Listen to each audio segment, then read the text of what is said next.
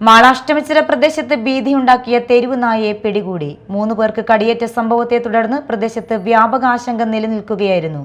നായയെ ഡോഗ് ഷെൽട്ടറിലേക്ക് മാറ്റി നിരീക്ഷണം ആരംഭിച്ചതായി അധികൃതർ അറിയിച്ചു. മാള അഷ്ടമിച്ചിറ പ്രദേശത്ത് നാട്ടുകാരിൽ ആശങ്കയും പരിഭ്രാന്തിയും സൃഷ്ടിച്ചിരുന്ന തെരുവ് നായയെ ഡോഗ് ക്യാച്ചേഴ്സ് സംഘം പിടികൂടി. നായയെ തുടർ നിരീക്ഷണത്തിനായി ബ്ലോക്ക് പഞ്ചായത്തിന്റെ ഡോഗ് ഷെൽട്ടറിലേക്ക് മാറ്റി. നായയ്ക്ക് പേബാധയുണ്ടോ എന്ന് ഇതുവരെ സ്ഥിരീകരിച്ചിട്ടില്ല. പരിശോധനാ ഫലങ്ങൾ ലഭിച്ച ശേഷമേ ഇതിൽ വ്യക്തത വരുമെന്നും അധികൃതർ അറിയിച്ചു. നായയെ പിടികൂടിയതോടെ പ്രദേശവാസികൾക്ക് താൽക്കാലിക ആശ്വാസമായി.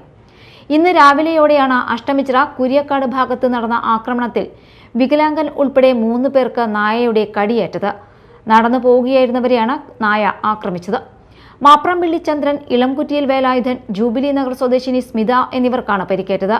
ഇവരിൽ ചന്ദ്രനെ മാള ഗവൺമെന്റ് ആശുപത്രിയിലും വേലായുധനെ തൃശൂർ മെഡിക്കൽ കോളേജ് ആശുപത്രിയിലും പ്രവേശിപ്പിച്ച് ചികിത്സ തുടരുകയാണ്. അതേസമയം പിടികൂടിയ നായയുടെ കാര്യത്തിൽ ആരോഗ്യ മൃഗസംരക്ഷണ വകുപ്പുകളുടെ നിർദ്ദേശപ്രകാരം തുടർ നടപടികൾ സ്വീകരിക്കുമെന്ന് അധികൃതർ അറിയിച്ചു. Media time, Mala.